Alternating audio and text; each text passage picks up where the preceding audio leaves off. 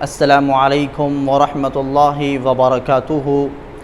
الحمدللہ رب العالمین والصلاة والسلام علی نبینا وسیدنا وحبیبنا محمد وعلی آلہ وصحبہ اجمعین۔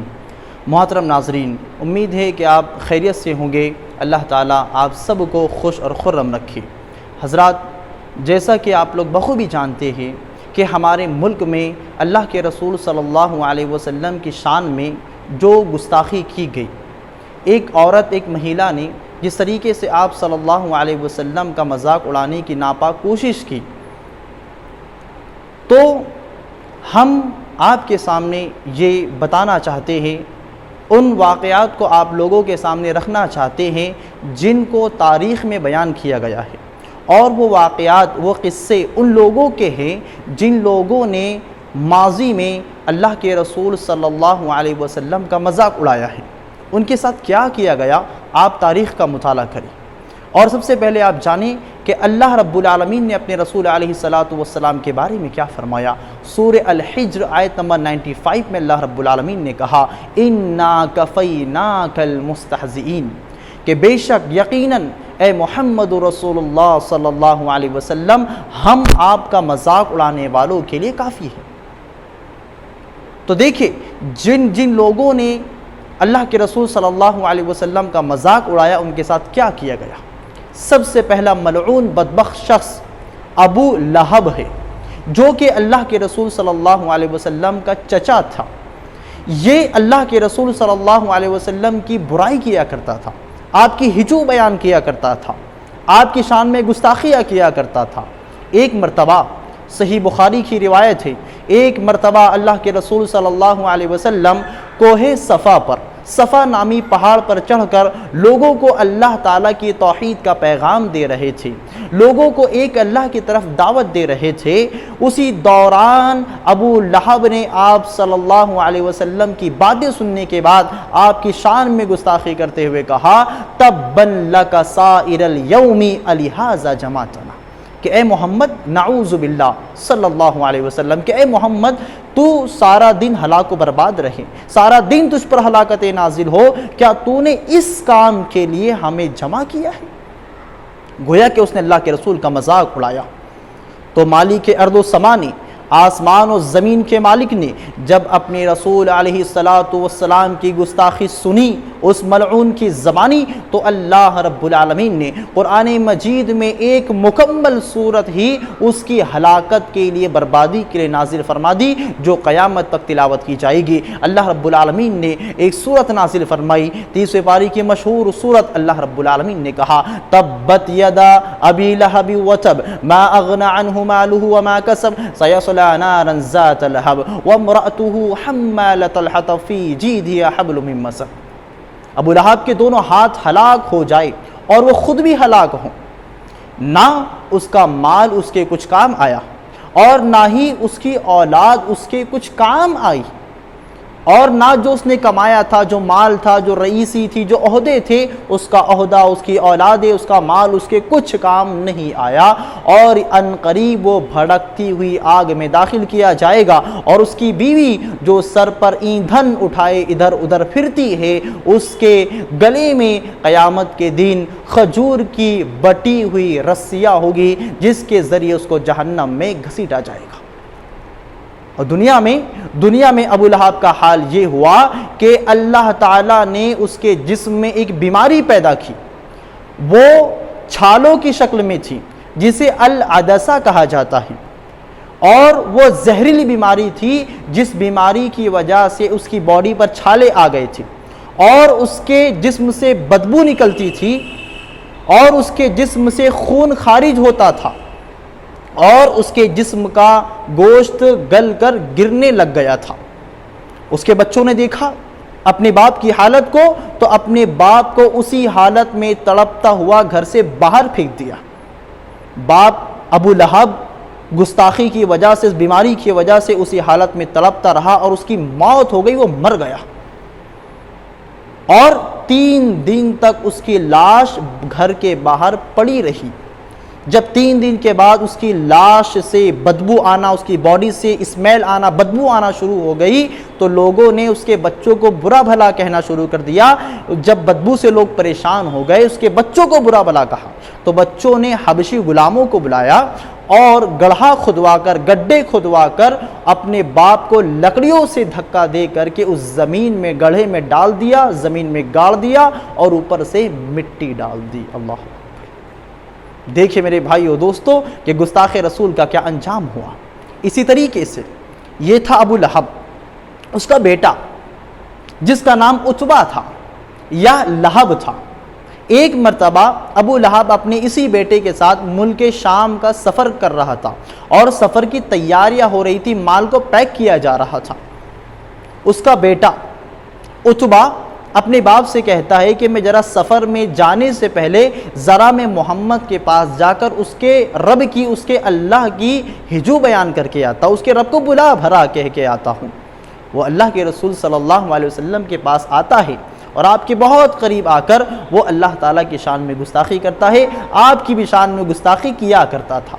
اللہ کے رسول صلی اللہ علیہ وسلم کی زبانی اس کے حق میں بد دعا نکلی۔ آپ صلی اللہ علیہ وسلم نے کہا اللہم سلط علیہ کلبا من کلابک، اے اللہ تو اس بدبخت پر اپنے کتوں میں سے ایک کتا مسلط فرما دے، اللہم سلط علیہ کلبا من کلابک۔ پھر کیا تھا یہ بات جب اس نے عتبہ نے اپنے باپ کو آ کر بتائی، ابو لہب کو آ کر بتائی، تو اس باپ نے کہا، ابو لہب نے کہا بیٹے محمد کی بد دعا خالی نہیں جاتی ہے، مجھے تمہاری جان کا بہت ڈر لگ رہا ہے۔ لہٰذا دونوں باپ بیٹے ملک شام کی طرف جاتے ہیں۔ ملک شام پہنچتے ہیں، ایک راہب کے عبادت خانے کے پاس پڑاؤ ڈالتے رکتے ہیں۔ تو راہب ان سے کہتا ہے کہ بھائی یہ جگہ رکنے کے لائق نہیں ہے، اس لیے کہ یہاں پر درندے ایسے گھومتے پھرتے ہیں جس طریقے سے بھیڑیے، جس طریقے سے بکریاں ریوڑ کے ساتھ چلتی پھرتی گھومتی پھرتی ہے، بالکل اسی طریقے سے یہاں پر بھیڑیے گھومتے ہیں، بالکل اسی طریقے سے یہاں پر درندے جانور گھومتے ہیں۔ پھر کیا تھا، ابو لہب ڈرنے لگا، اپنے ساتھیوں کو بلایا اور کہا کہ دیکھو میرے ساتھیوں، تم میرے بڑھاپے سے بخوبی واقف ہو، میں بوڑھا ہو چکا ہوں، یہ میرا بچہ میرے بڑھاپے کا سہارا ہے اور میں نے تم پر بہت احسان کی، لہذا اب ان احسان کو اتارنے کا وقت آ گیا ہے۔ تم میری مدد اس طریقے سے کرو کہ اپنے مالوں کو ایک جگہ جمع کرو اور اس مال کو جمع کرو، ایک جگہ اس کا ڈھیر بناؤ، اس ڈھیر پر میرے بچے کو سلا دو اور تم اس کا پہرا دو، اس کی دیکھ ریکھ تم کرو، رکھوالی کرو۔ لوگوں نے اس کی بات منظور کی، ایسا ہی کیا گیا، سامان کو جمع کیا گیا، اس سامان کے اوپر اب اس کے بیٹے عتبہ کو سلایا گیا۔ اسی دوران ایک شیر آیا اور شیر سب کے منہ سونگھنے لگا، سب کی اسمیل لینے لگا، سب کو سونگھنے لگا اور اس نے کسی کو کچھ نہیں کیا، گویا کہ وہ اللہ رب العالمین کی جانب سے بھیجا ہوا تھا۔ وہ اللہ کے رسول صلی اللہ علیہ وسلم کی بد دعا کی وجہ سے اس بیٹے عتبہ کی تلاش میں آیا تھا۔ جب اسے وہ نہیں ملا، تھوڑا پیچھے ہٹا، شیر سب کو سونگنے کے بعد پیچھے ہٹا اور زوردار چھلانگ لگا کر وہ سامان کے اوپر چڑھ گیا اور وہاں جا کر عتبہ کا منہ سونگھا، اور سونگنے کے بعد اس نے عتبہ کے، ابو لہب کے بیٹے کے جسم کے پرزے کو، اس کی باڈی کے پارٹس کو الگ کر دیا، چیر پھاڑ کر عتبہ کو ہلاک و برباد کر دیا۔ جب یہ منظر اس کے باپ ابو لہب نے دیکھا تو کہا مجھے تو پہلے ہی یقین تھا کہ تو محمد کی بد دعا کے بعد بچ نہیں سکتا صلی اللہ علیہ وسلم۔ اللہ اکبر۔ اسی طریقے سے میرے بھائیو دوستو، ابو جہل اللہ کے رسول صلی اللہ علیہ وسلم کو جب نماز پڑھتا ہوا دیکھتا تھا، جب آپ زمین پر سر رکھتے تھے، اپنے رب کی بارگاہ میں سجدہ کیا کرتے تھے، تو اس کو بڑی تکلیف ہوا کرتی تھی۔ اس نے ایک دن یہ سوچا کہ اگر جس دن مجھے محمد صلی اللہ علیہ وسلم اگر سجدے کی حالت میں ملے تو میں ان کے گردن پر پیر رکھ دوں گا، میں ان کو روند ڈالوں گا، نعوذ باللہ من ذالک۔ معمول کے مطابق اللہ کے رسول صلی اللہ علیہ وسلم نماز پڑھ رہے تھے، سجدے کی حالت میں تھے۔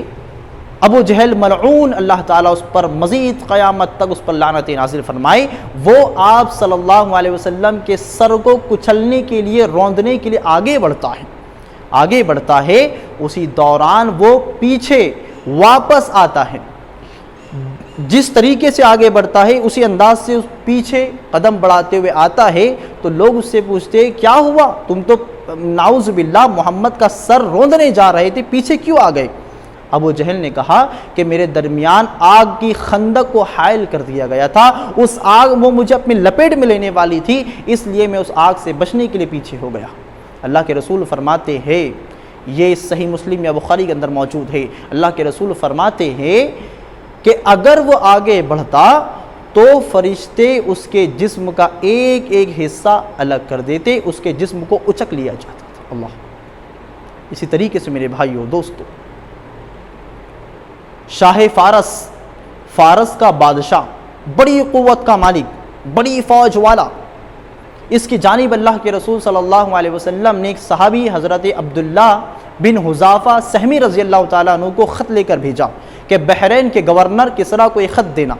کسریٰ نے جب اللہ کے رسول صلی اللہ علیہ وسلم کا خط پڑھا، پڑھنے کے بعد اس کو پھاڑ دیا، اس کے ٹکڑے ٹکڑے کر دیے، تو اللہ کے رسول صلی اللہ علیہ وسلم نے جب یہ دیکھا، جب اس نے خط کو اس طریقے سے پھاڑا ہے، اللہ کے رسول صلی اللہ علیہ وسلم نے اس گستاخی کی وجہ سے اس کو بد دعا دی کہ اللہ تعالیٰ تو اسے بھی ٹکڑے ٹکڑے کر ڈال، تو اسے بھی ٹکڑوں ٹکڑوں میں تقسیم کر دے۔ کیا ہوا؟ یہ بد دعا کا اثر یہ ہوا میرے بھائیو دوستو، گستاخی کی وجہ سے کہ کسریٰ کو اللہ رب العالمین نے اللہ کے رسول صلی اللہ علیہ وسلم کی بد دعا کی وجہ سے اس کے ہی بیٹے کے ہاتھوں قتل کروا دیا۔ ایک بیٹے نے اپنے باپ کو قتل کر دیا، یہ اللہ کے رسول صلی اللہ علیہ وسلم کی شان میں گستاخی کرنے کا انجام تھا۔ اور ایک سب سے اہم بات، سب سے پیارا قصہ جسے ابن حجر رحمہ اللہ نے اپنی کتاب الدرر الکامنہ میں بیان کیا ہے، ایک عیسائی مبلغ ایک مجلس میں لوگوں کو نصیحت کرنے کے لیے کھڑا ہوتا ہے، اور نصیحت میں وہ اللہ کے رسول صلی اللہ علیہ وسلم کو برا بھلا کہتا ہے، آپ کی شان میں گستاخیاں کرتا ہے، آپ کی شان میں نازیبا کلمات استعمال کرتا ہے۔ سامنے ایک شکاری کتا ہوتا ہے جو رسی سے بندھا ہوتا ہے،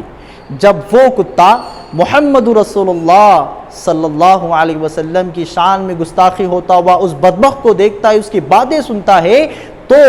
وہ شکاری کتا اس عیسائی مبلغ پر حملہ کر دیتا ہے، اور اس طریقے سے اسی گردن کو پکڑتا ہے کہ کافی لوگوں کے چھڑانے کے بعد کتا پھر اسے چھوڑتا ہے، اچھی طرح سے زخمی اسے کر دیتا ہے۔ لوگ اس سے پوچھتے ہیں، اسے سوال کرتے ہیں کہ اے عیسائی، کہیں ایسا تو نہیں کہ تو اللہ کے رسول صلی اللہ علیہ وسلم کی شان میں گستاخی کر رہا تھا، اس گستاخی کی وجہ سے اس کتے نے تجھ پر حملہ کیا؟ تو عیسائی مبلغ بدبخت نے چالاکی دکھاتے ہوئے کہا نہیں، بلکہ کتا غیرت مند ہے، بڑا ہوشیار کتا ہے، میں نصیحت کرتے وقت بار بار اس کی طرف اشارے کر رہا تھا، اس اشارے کی وجہ سے وہ یہ سمجھ رہا تھا کتا کہ میں اس پر حملہ کرنے والا ہوں، میں اس کی جان لینے والا ہوں، اس لیے اپنی جان کو بچانے کے لیے اس نے مجھ پر حملہ کیا ہے۔ پھر دوبارہ وہ عیسائی مبلغ اللہ کے رسول صلی اللہ علیہ وسلم کی شان میں گستاخی کرتا ہے، پھر دوبارہ کتا رسی توڑتا ہے، اور رسی توڑنے کے بعد اس پر حملہ کرتا ہے، اور اس انداز میں حملہ کرتا ہے کہ جب تک وہ عیسائی مبلغ کی جان نہیں نکل گئی، جب تک وہ جہنم میں داخل نہیں ہو گیا، جہنم واصل نہیں کر دیا گیا، تب تک کتے نے اس کو نہیں چھوڑا۔ اللہ اکبر۔ تو میرے بھائیو دوستو، اللہ کے رسول صلی اللہ علیہ وسلم کی شان اتنی عظیم ہے کہ انسان تو انسان، جانور بھی اللہ کے رسول صلی اللہ علیہ وسلم کا احترام کیا کرتے تھے، آپ کی گستاخی کو برداشت نہیں کیا کرتے تھے۔ یقیناً اگر آج مسلمان اپنا غصہ دکھا رہے ہیں، اگر وہ اپنے حق کے لیے لڑ رہے ہیں، اللہ کے رسول صلی اللہ علیہ وسلم کی شان میں گستاخی کی وجہ سے کہ وہ لڑ رہے ہیں، تو یہ ان کے ایمان کی دلیل ہے۔ اللہ تعالی ہم سب کو اسی طریقے سے تمام مسائل میں ایک جٹ ہو کر کے ایک امت کی طرح ان لوگوں کا مقابلہ کرنے کی، ان لوگوں کو صحیح طور سے جواب دینے کی توفیق عطا فرمائے۔ اللہ رب العالمین سے دعا اللہ تعالی ہم سب کو، آپ سب کو، ہمیں دیکھنے والوں کو، سننے والوں کو ان تمام باتوں کے ذریعے نصیحت حاصل کرنے کی توفیق عطا فرمائے، اور جو لوگ اللہ کے رسول صلی اللہ علیہ وسلم کی گستاخی کر رہے ہیں، اللہ تعالیٰ یا تو ان کو ہدایت دے، اور اگر ان کے حق میں ہدایت نہیں ہے تو اللہ رب العالمین ایسے لوگوں کو ہلاک و برباد کرے۔ السلام علیکم ورحمۃ اللہ وبرکاتہ۔